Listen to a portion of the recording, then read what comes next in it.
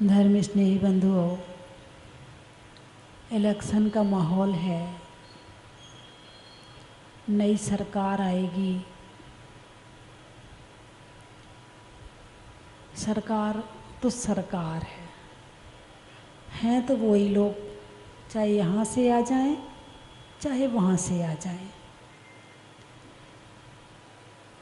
नेता बनने में कुछ शर्त होती है। जिसे सीट मिलती है तो उसके लिए नियम होते हैं कि किसे सीट मिलेगी, दिवालिया ना हुआ हो, ऐसे बहुत सारे नियम होते हैं। ऐसे ही डॉक्टर बनना हो तो उसके लिए परीक्षाएं पास करनी पड़ती हैं। कोई भी क्षेत्र हो, हर क्षेत्र में परीक्षा देनी जरूरी है। ऐसे ही सम्यक दर्शन है। सम्यक दर्शन कब प्राप्त होता है, क्या क्या करना पड़ता है, तब सम्यक दर्शन प्राप्त होता है। तो कल चर्चा हुई थी प्रशम, संवेग, अनुकंपा और आस्तिक। इन 4 शब्दों पर परिणामों की शांति, संसार शरीर भोगों से वैराग, जीवों पर दया, करुणा और दृढ़ श्रद्धा। अब अगले लाइनों में पंडित दौलत राम जी कहते हैं, जो भगवान महावीर जी ने सम्यक दर्शन के 8 अंग बताए हैं। कितने अंग? शरीर में कितने अंग हैं? शरीर है ना आपका, अंग किसे कहते हैं? कितने होते हैं? कौन कौन से होते हैं? 2 हाथ, हाँ बोलिए। 2 हाथ, 2 पैर 4, 2 आँखें 6, 2 कान 8, 1 मुंह 9 और 1 नाक 10। ये तो ज़्यादा हो गए। आँखें 2 पकड़ी ना, 2 पकड़ ली तो 2 गिनेंगे ना। तो 2 आँखों में 2 हाथ, 2 पाँव, 2 नाक भी 2 लेनी पड़ेंगी, क्योंकि छेद तो 2 है ना उसके। हाँ, एक सूर्य स्वर, एक चंद्र स्वर, तो नाक भी 2 लेनी पड़ेंगी, कान भी 2 लेने पड़ेंगे, फिर तो ज़्यादा हो गए। फिर अंग कितने होते हैं? अरे बोलिए ना, कितने होते हैं? अच्छा 8 ही होते हैं। अब आप बताइए कि कौन कौन से। अच्छा पता नहीं है, मगर सुना है कि 8 होते हैं। हैं? हाँ बोलिए। हाथ पैर 2, आँख 3, नाक 4, कान 5। अच्छा 2 हाथ 2 पैर। अच्छा दोबारा फिर से गिने। पहले हाथ पैर था, अब 2 हाथ 2 पैर हो गए। अच्छा 1 नाक और 1 कान। जब 2 हाथ गिने तो 2 आँख गिननी पड़ेंगी, 2 नाक गिननी पड़ेंगी। या तो फिर 1 गिनो या फिर 2 गिनो, 1 में 1 ही रहेगा। सिर और पैर, पेट। अच्छा देखिए, 2 हाथ 2 पैर, ठीक है, कितने हो गए? 4। 1 सिर, 1 पीठ, कितने हुए? 6। 1 हृदय और 1 नितंब, 8 हो गए। ये 8 अंग होते हैं। और मैं आपको कल बताऊंगी कि इनका सम्यक दर्शन के 8 अंगों से किस तरह से कांटेक्ट किया है। कैसे दाहिना पैर चलता है तो बायां पैर अपने आप पीछे आ जाता है बिना आकांक्षा के, हैं? दाहिना हाथ कैसे काम करता है, बायां हाथ कैसे, मैं आपको कल बताऊंगी, ठीक है। अभी केवल निशंकित अंग पर चर्चा करनी है कि पहले अंग का नाम है निशंकित अंग। रत्नकर्ण शावकाचार्य में आचार्य समंत भद्र स्वामी कहते हैं, इद मेवे दृश्यमेव तत्वम नान्यत न चान्यथा इत्य कंपाय सांभोवत सन्मार्गे संशया रुचि। इदमेवे दृश्यमेवा, इदमेवे जैसा कहा है, दृश्यमेवा वैसा मानना। तत्वम नान्यत न चान्यथा, तत्व अन्यथा नहीं है, जैसा भगवान ने कहा वैसा ही है। तत्वम नान्यत न चान्यथा, इत्य कंपाय सांभोवत, अंभो यानी पानी, सांभोवत यानी पानी की तरह, इत्य कंपाय अडिग रहती है, इत्य कंपाय सांभोवत यानी तलवार के ऊपर यदि पानी की बूंद गिर जाए तो तलवार के टुकड़े टुकड़े हो जाएं, मगर वो पानी की बूंद तलवार से हटती नहीं है। ऐसा होता है सम्यक दर्शन। ऐसे ही शरीर के टुकड़े टुकड़े हो जाएं, मगर जो अंदर में श्रद्धा प्रभु के प्रति, वीतरागी भगवान के प्रति, धर्म के प्रति पैदा हो गई है, वो श्रद्धा हटती नहीं है। शरीर के टुकड़े टुकड़े हो जाएं, शरीर को जला दिया जाए, शरीर को काट दिया जाए, कुछ भी किया जाए, मगर श्रद्धा नहीं कटती है, श्रद्धा नहीं जलती है, श्रद्धा नहीं गलती है। ऐसा होता है सम्यक दर्शन। सन्मार्गे संशया रुचि, इस सन्मार्ग में संशय रहित होकर रुचि को प्राप्त होना, वो होता है शंका रहित सम्यक दर्शन। जिन वच में शंका न धार, पंडित दौलत राम जी ने बड़े शॉर्ट में, बड़े छोटे छोटे रूप में, बड़े सूत्र रूप में, आधी आधी लाइन में और गहरा रहस्य भर दिया है। जिन वच में शंका न धार, जिन वच, जिन यानी जिनेंद्र भगवान के, वच यानी वाणी में, शंका न धार, शंका नहीं करना है। एक माँ के ऊपर विश्वास होता है बेटे को, है ना। यदि हम किसी को, कई बार बच्चे आते हैं पेंसिल दी उसे, तो थोड़ी देर तो खेलेगा, फिर अपनी मम्मी को ले जाके पकड़ा देगा, लो रख लो। उसकी चाची कहेगी ला मुझे दे देना, चाचा कहेंगे ला मुझे दे देना, किसको देगा? माँ को देगा। क्यों? माँ पर विश्वास है, यहाँ से वापस मिल जाएगा।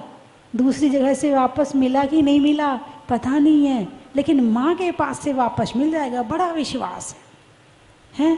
गोदी में आराम से सोता है, कहीं सोए ना सोए माँ की गोदी में आके आराम से सो जाता है, माँ को सारी बात कह देता है। क्यों? माँ पर विश्वास है। एक नाई पर विश्वास है, बोलो नाई पर विश्वास है कि नहीं है? हैं?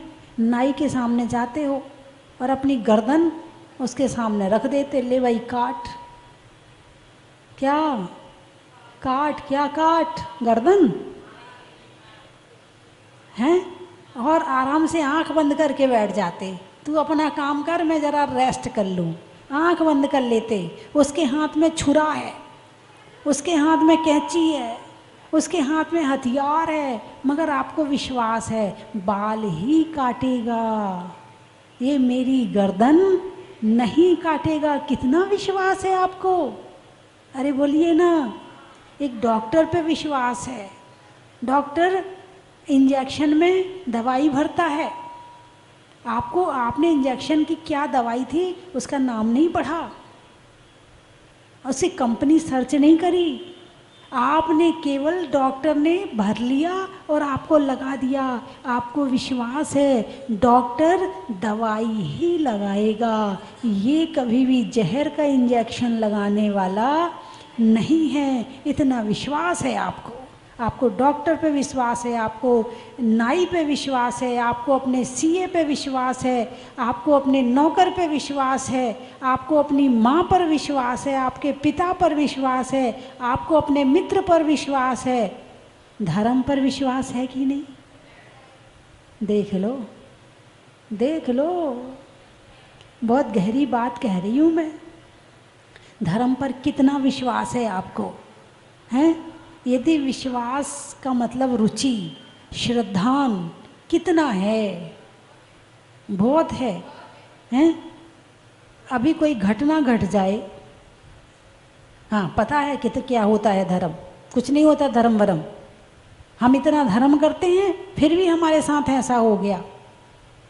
जब धर्म से कुछ होना ही नहीं है तो हम क्यों करें धर्म? 1 मिनट में धर्म के ऊपर से श्रद्धा उठ जाती है और जो है धर्म पे हम विचार बदल देते हैं। वो भगवान अच्छे हैं, वहाँ जाते कम से कम मनवांछा पूर्ण तो हो जाती है, यहाँ तो कुछ नहीं होता है। अरे बोलिए ना। तो धर्म पर श्रद्धा और धर्म पर रुचि और धर्म पर दृढ़ श्रद्धान बहुत कम लोगों को होता है। सबसे पहली बात, धर्म आपसे क्या मांगता है?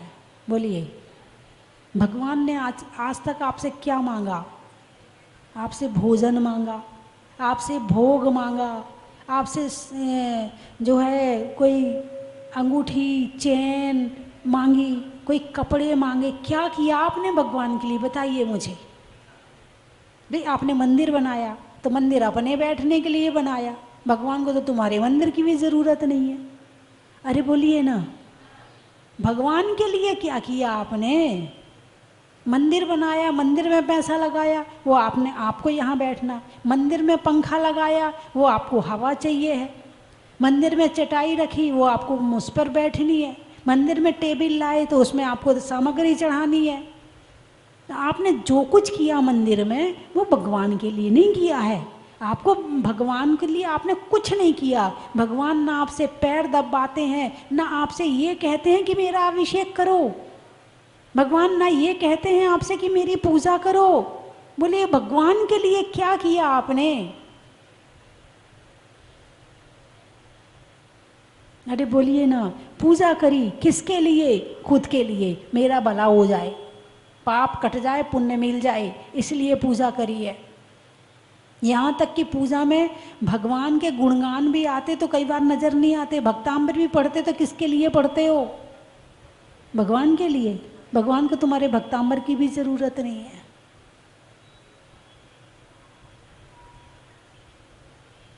यानी कि भगवान के लिए हमने कुछ किया ही नहीं है।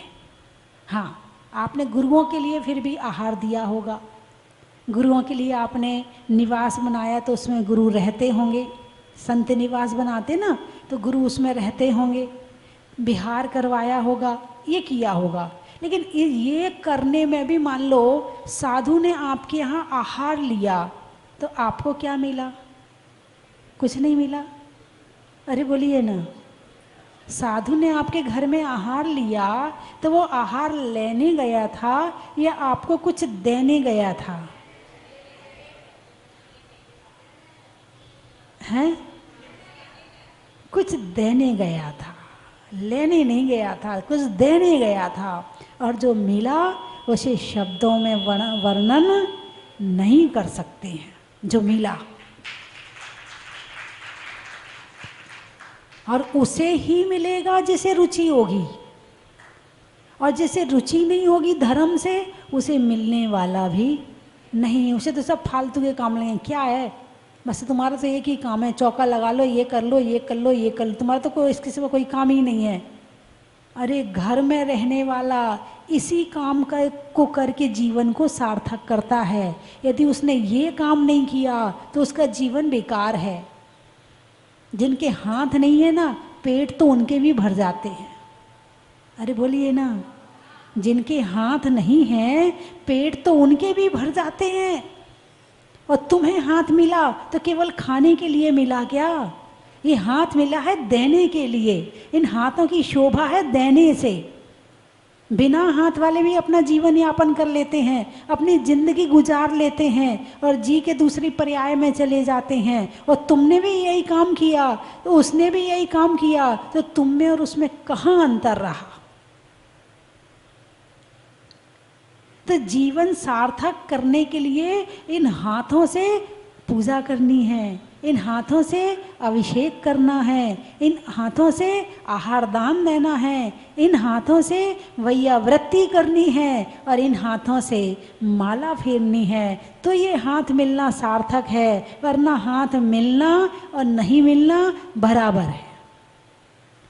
मिल गए किया कुछ नहीं, ना मिलते कुछ नहीं करना था। जब थे ही नहीं, कम से कम ये तो कह देते कि भाई हमारे पास हाथ नहीं है, हम इसलिए नहीं कर पा रहे हैं। क्या हमारे पास हाथ नहीं है, हम इसलिए नहीं कर पा रहे हैं? वो ये कह रहा है कि मेरे पास नहीं है। नहीं करने का कारण ये है कि मेरे पास है नहीं, और जिसके पास है वो भी नहीं कर रहा है। तो इसका मतलब, अभी कमरे में एक परिवार आया, 3 महिला थी, 1 पुरुष था। तीनों महिलाओं ने यूं किया और चल दी। पुरुष ने भी यूं किया, बोले माता जी कमर का ऑपरेशन हुआ है ना, इसलिए झुक नहीं सकता। अब मैंने कहा तो कुछ नहीं, लेकिन मन में एक विचार आ गया कि जिनका ऑपरेशन हुआ क्या वो झुके? जिनका हुआ है वो तो नहीं झुके, लेकिन जिनका नहीं हुआ है क्या वो झुके? वो भी नहीं झुके। जिनका हुआ है उनने तो अपनी मजबूरी बता दी, लेकिन जिनका नहीं हुआ है वो तो करके ही चले गए। यानी जो चीज मिली है हम उसका उपयोग नहीं करते हैं, प्रमाद है, आलस है। ये जीवन मिला है इसका उपयोग नहीं कर रहे हैं, ये हाथ मिले इसका उपयोग नहीं कर रहे हैं। जब कमर में गड़बड़ी आएगी ना, तब कहोगे भगवान कमर ठीक कर दो, आपको नमस्कार भी नहीं कर पाता हूँ। जब ठीक थी तब कर रहे थे? नहीं, तब तो नहीं कर रहे थे। अब घूस दे रहे भगवान को, ठीक कर दो तो करूँगा। अरे बोलिए ना, भगवान कुछ धन हो मेरे पास तो दान करूं। क्या धन नहीं चाहिए? मुझे नहीं चाहिए, दान करना है ना, इसलिए चाहिए। और जब आ जाएगा तो भगवान मैंने कमाया है, आपने क्या किया? आप तो हाथ पे हाथ धर के बैठे हो, हैं हाथ लटका के खड़े, आपने क्या किया? कमाया तो मैंने और आपको दे दूं, ये कौन सी बात होती है? एक बार एक व्यक्ति का मकान नहीं बिक रहा था। व्यक्ति बड़ा परेशान, बड़ा परेशान, बड़ा परेशान। भगवान के पास गया। भगवान, कई साल हो गए थे उसको परेशान होते। भगवान, यदि ये मकान 1 करोड़ रुपए में बिक जाए तो आधा तेरा, आधा मेरा। इत्तेफाक से सौदा 2 दिन बाद ही हो गया। अब उसे लगा 50 लाख, और भगवान को किया क्या भगवान ने? और 50 लाख भगवान को दे दूं, ऐसे कैसे हो सकता है? अब उसने एक उपाय निकाला। उस घर में एक बिल्ली बांध दी, और जो ग्राहक था उससे कहा भैया ये मकान तो है 1 रुपए का, क्या मकान तो है 1 रुपए का, और इसमें जो ये बिल्ली बंधी है वो 1 रुपए कम 1 करोड़ की बिल्ली है। मकान लेगा तो तुझे बिल्ली भी खरीदनी पड़ेगी। बोले मुझे क्या दिक्कत, कुछ भी दे दे, मुझे मकान चाहिए है। अब नोट तो मुझे 1 करोड़ देने हैं। अब 1 करोड़ में बिक गया मकान। भगवान के पास आए, बोले भगवान मकान तो 1 रुपए का है, अठन्नी तेरी अठन्नी मेरी। इतना बेईमान भक्त है कि भगवान को भी नहीं छोड़ता है। एक आदमी खजूर के पेड़ पे चढ़ा था। अब उसके बाद उसने देखा, अरे मैं तो बहुत ऊपर आ गया, अब नीचे कैसे उतरूं, पैर ना फिसल जाए, गिर ना जाऊं, मर जाऊंगा। बहुत देर तक सोचता रहा, सोचता रहा, सोचता रहा। अब उसके बाद उसने कहा यदि मैं नीचे अच्छे से उतर गया तो 50 ब्राह्मण को भोजन कराऊंगा। अब उससे थोड़ी सी हिम्मत आई, वो आधा उतर के आया। बोले अच्छा उतरा तो मैं हूँ और भोजन ये ब्राह्मण करें। यदि मैं ठीक से उतर गया तो 12 को करवाऊंगा, थोड़ा और उतरा तो 6 को करवाऊंगा, थोड़ा और उतरा तो 3 को करवाऊंगा, थोड़ा और उतरा तो 1 को करवाऊंगा। जब उतर गया बोले उतरा तो मैं हूँ, इन्हें खाना क्यों खिलाऊं? यानी कि इंसान जो है यदि खुद दूसरों के साथ, किसी इंसान के साथ बेईमानी करे तो करे, मगर जहाँ उसका स्वार्थ होता है वहाँ वो भगवान को भी नहीं छोड़ता है। इतना प्रमाद, इतना आलस कि जिस उम्र में भोग हो सकते हैं उसी उम्र में योग हो सकता है। बुढ़ापे में जाके ना तो धर्म होता है और ना भोग भोगे जाते हैं। खाने की शक्ति कमज़ोर हो गई, देखने की शक्ति कमज़ोर हो गई, सुनने की शक्ति कमज़ोर हो गई, चलने की शक्ति कमज़ोर हो गई। अरे बोलिए ना, अब अपने आप मंदिर नहीं जा सकते, कोई ले जाए तो जाऊं। तो भाई तुम जब जा रहे, जब तुम चल सकते थे तब क्या किया तुमने? तब तो घर में बहुत काम थे ना, हैं? हाँ, दुकान जाना पड़ता था, यहाँ जाना पड़ता था, उसके बैठने जाना, उसके उठने जाना, उसकी शादी में जाना, उसके मरण में जाना, उसके परण में जाना, अपने बच्चों के लिए स्कूल जाना, यहाँ जाना, वहाँ जाना, घर के बहुत काम थे। जब तक ताकत होती है तो संसार का काम करते हो, और जब हिलने लगते हो तब कहते भगवान ठीक कर दो तो धर्म करूं। हैं? 60 साल के बाद सरकार भी रिटायर कर देती है, भाई घर में बैठ, अब तो मेरे काम का नहीं है। कर देती नहीं कर देती? अब 60 साल के बाद तुम कह रहे भगवान अब तुम अपनी शरण में ले लो, तो भगवान भी कह रहे जब तू किसी काम का नहीं रहा तब मेरे काम का कहाँ रहा? 40 के बाद घर वाले रिटायर कर देते, बेटा कहता मम्मी चुप रहा करो, सबके सामने मत बोला करो, बहुत बोलती हो तुम। घर वाले रिटायर कर देते हैं। अब वो लिखित में नहीं होता है, लेकिन धीरे धीरे जब तुम्हारे हाथ की चाबी होती ना, वो बहू के हाथ में पहुंच जाती है। और कब पहुंच जाती, कैसे पहुंच जाती है पता भी नहीं चलता है, कि कैसे रसोई तुम्हारे हाथ से बहू के हाथ में पहुंच गई और कैसे तुम रिटायर घर में भी हो गए। 40-50 के बाद घर वाले रिटायर करते, 60 के बाद सरकार रिटायर करती है, फिर कहते अब धर्म में मन लग जाए, तो मन भी नहीं लगता है जब तक हाथ पांव चलते हैं। तो बहू कहती अम्मा जी मंदिर से घर जल्दी आ जाया करो, ये मुन्ना आपके बिना रहता नहीं है, ठीक है? और जब बहू, वही सास बहुत बूढ़ी हो जाती है, बहुत बूढ़ी हो जाती है, चला फिरना नहीं जाता, हिला नहीं जाता है, तब वही बहू कहती है इस बुढ़िया का मन मंदिर में नहीं लगता कि 2-4 घंटे मंदिर में बैठाई। जब तक पिताजी के हाथ पांव चलते हैं तब तक बेटा कहता पापा दुकान पे जल्दी आ जाना, तुम्हारे बिना ग्राहकी नहीं संभलती है। और जब वही पिताजी बहुत बूढ़े हो जाते हैं, लाठी लेके हिलने लगते हैं, और फिर आदत पड़ी, सारी जिंदगी दुकान गए थे, मंदिर नहीं गए थे, तो आदत पड़ी है दुकान जाने की, तो ले दे के फिर दुकान पहुंच जाते हैं। तो वही बेटा कहता पापा तुम्हारी शक्ल देख के ग्राहक लौट जाता, घर में बैठा करो, तुम बार बार यहाँ चले आते हो। अरे बोलिए ना, हैं? सही बात है, हैं? जवानी में 1 गिलास पानी लाओ, मांगो, इधर से बेटा लाएगा, इधर से नौकर लाएगा, इधर से पत्नी लाएगी, 3 जगह से पानी आता है। और बुढ़ापे में 1 बार पानी मांगो तो पानी नहीं आता है, आवाज़ आती है कि 3 बार पानी मांगने के बाद आवाज़ आती है, अरे ठहर तो जाओ, ला तो रहे हैं, तुम्हें तो चुप ही नहीं होते, सुन तो लिया। अरे बोलिए ना, हैं? अब ऐसे समय में तुम चाहो धर्म करें तो वो जिंदगी भर के संस्कार खींच खींच के आते हैं, वही दिमाग घूमता है, वही डिप्रेशन, वही टेंशन, वही घर वालों की चिंता, फिर कहो कि दीक्षा ले लो, फिर वो दीक्षा नहीं ली जाती है। एक हमारे गुरुजी बताते थे कि एक घर में वो आहार करने के लिए गए, उनके घर में 7 लड़कियां थीं। कितनी? 7।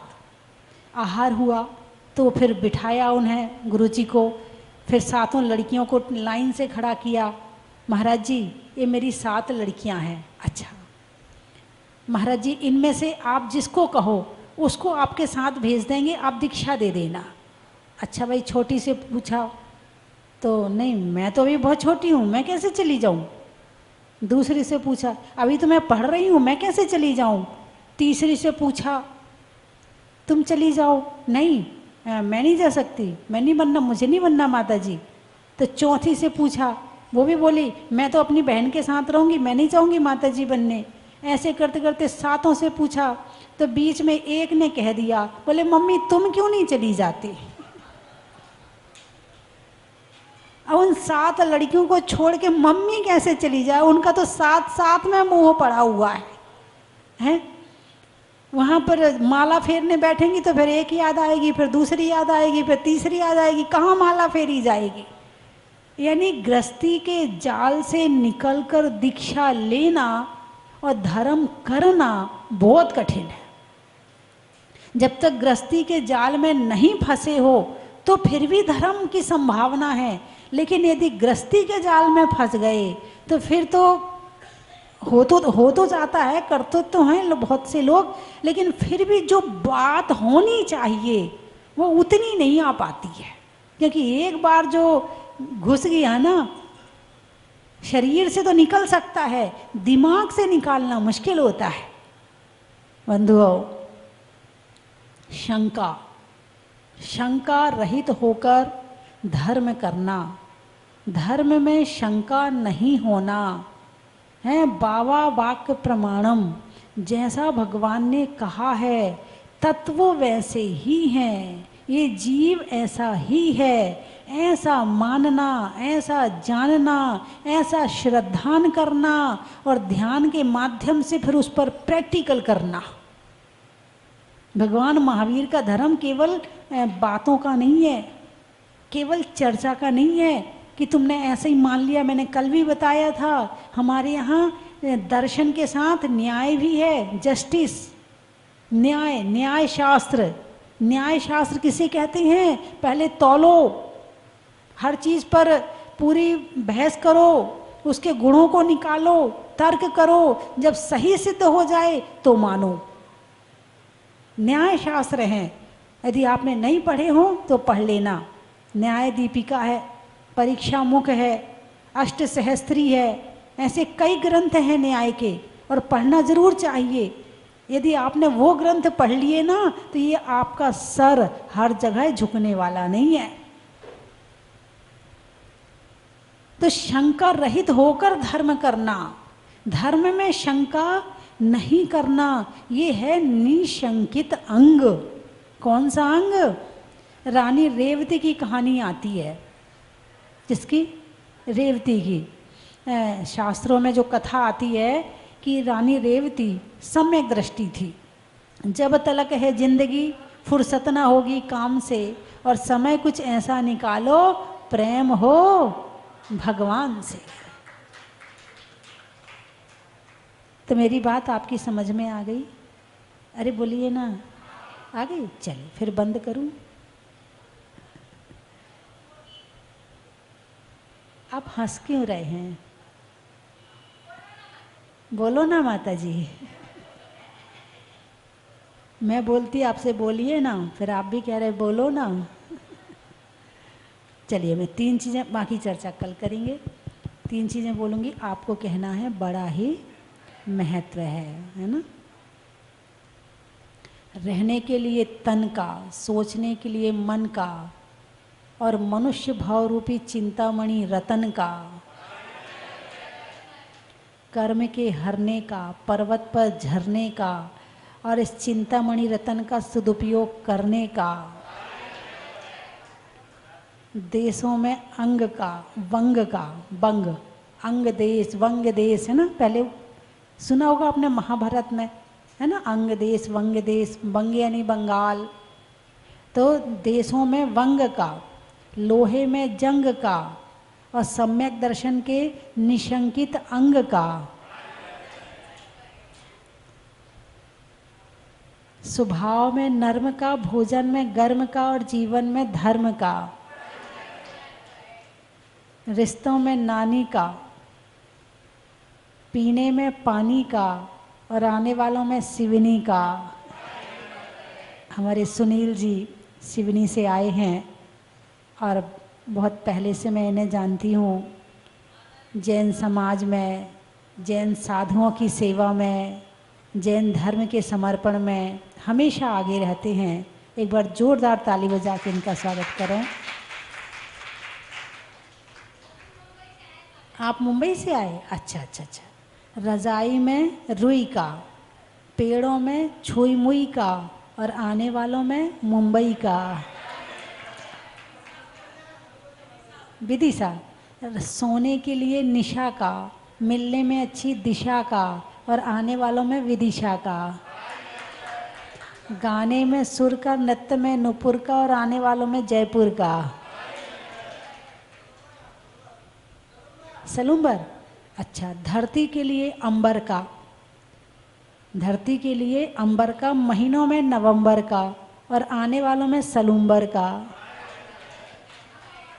झालावाड़, वृक्षों में बाढ़ का, जंगल में झाड़ का और आने वालों में झाला बाढ़ का। रोहतक, लिखने में खत का, मकान की छत का और आने वालों में रोहतक का। हो गए सारे। जनकपुरी, स्वर्ग में परी का, बैठने में दरी का और आने वालों में जयपुर जनकपुरी का। वासिम, अच्छा, मोबाइल में सिम का, बारिश में रिमझिम का और आने वालों में वासिम का। निवाई,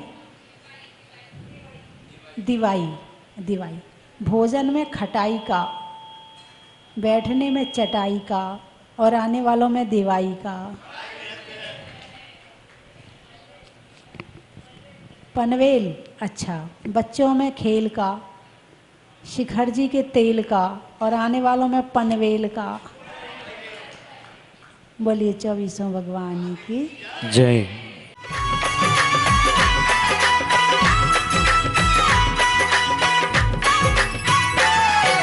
चलो स्वस्ति धाम, चलो स्वस्ति धाम।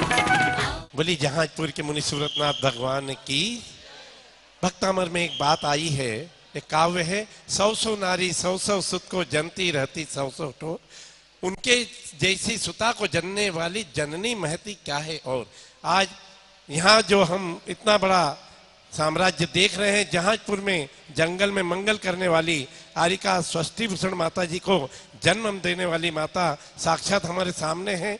आज उन्हीं की वजह से हम इतना बढ़िया क्षेत्र में भक्ति पूजन अभिषेक कर पा रहे हैं।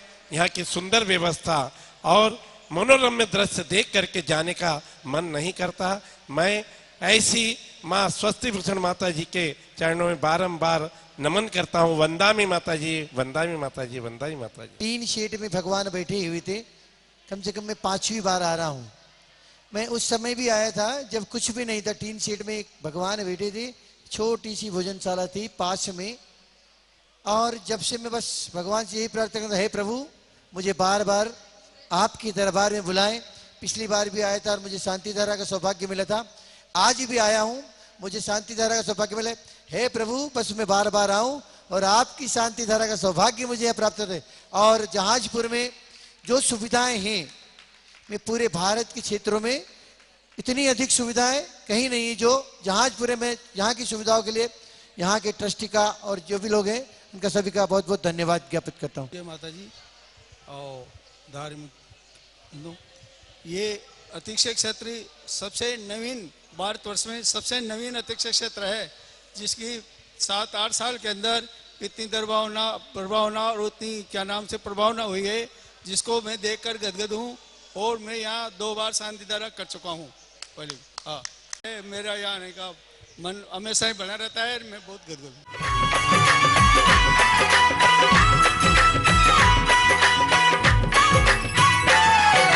चलो स्वस्ति धाम, चलो स्वस्ति धाम, आओ स्वस्ति धाम, चलो स्वस्ति धाम, चलो स्वस्ति धाम। चलो स्वस्ति धाम, चलो स्वस्ति धाम, चलो स्वस्ति धाम, चलो स्वस्ति धाम, मन चाहे होते सारे काम, चलो स्वस्ति धाम, चलो स्वस्ति धाम।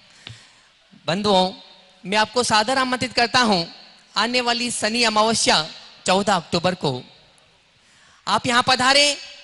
भूगर्भ से प्रकटित चैतन्य चमत्कारी अतिशयकारी 1008 मुनीश्वरनाथ भगवान के मस्तक पर परम पूजनीय भारत गौरव गुरु मां गण्य स्वस्ति भूषण माता जी की संगस्था छुल्लिका अर्थमती माता जी के सत्संग पावन सानिध्य में बड़े बाबा के मस्तक पर 1008 कलशों से महामस्तक अभिषेक होगा। बंधुओं, वर्ष में 1 या 2 बार शनिवार और अमावस्या दोनों संयोग मिलते हैं। महान पुण्य का उदय आता है, तब शनि अमावस्या के दिन मुनीश्वरनाथ भगवान के मस्तक पर अभिषेक शांति धारा का सौभाग्य मिलता है। तो बंधुओं, आपको कहीं भटकने की आवश्यकता नहीं है। आने वाली 14 अक्टूबर को जहाजपुर पधारे, भूगर्भ से प्रकटित बड़े बाबा के मस्तक पर अभिषेक करें, शांति धारा करें। अपने घर में रोग शोक आदि व्याधि को दूर करने के लिए, शनि ग्रह बाधा को दूर करने के लिए, सुख समृद्धि के लिए बड़े बाबा के मस्तक पर शनि अमावस्या के दिन एक कलश करवाएं, शांति धारा करवाएं। इसकी न्योछावर राशि मात्र 5100 रुपए है। अब आपको कैसे पता चलेगा कि आपके नाम से शांति धारा हुई है? बंधुओं, उस दिन बड़े बाबा का जो अभिषेक होगा, शांति धारा होगी, उसका पारस चैनल पर सीधा प्रसारण होगा सुबह 8:45 से। तो आप सभी, मैं तो चाहता हूं आप यहां पर आए, बड़े बाबा का अभिषेक करें, शांति धारा करें। लेकिन यदि आप नहीं आ सकते हैं तो अपने नाम से एक कलश शांति धारा करवा सकते हैं, जिसकी न्योछावर राशि मात्र 5100 रुपए है। आप अपनी सूचना स्वस्ति धाम पर दे सकते हैं। धन्यवाद। चन की थाल को सजाओ रे आज, रत्नों की थाल को भर लाओ रे आज। आओ आओ करे रे गुणगान आरती भगवन की। आओ आओ करे गुणगान आरती भगवन की। आओ आओ करे रे गुणगान आरती भगवन की।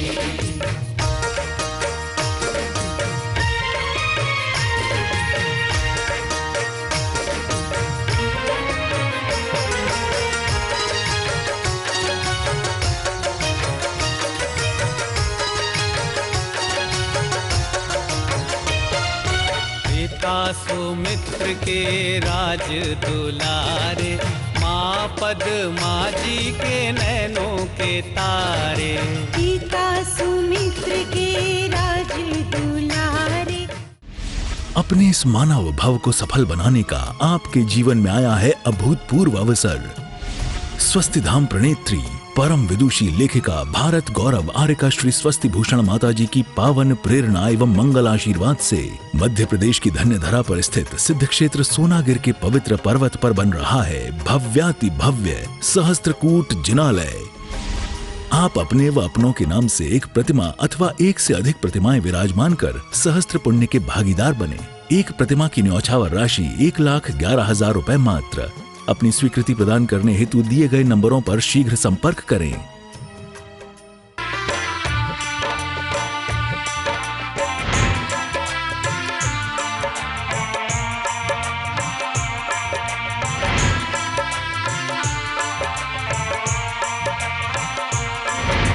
चलो रे चलो रे चलो, चलो रे चलो रे चलो, चलो जहाज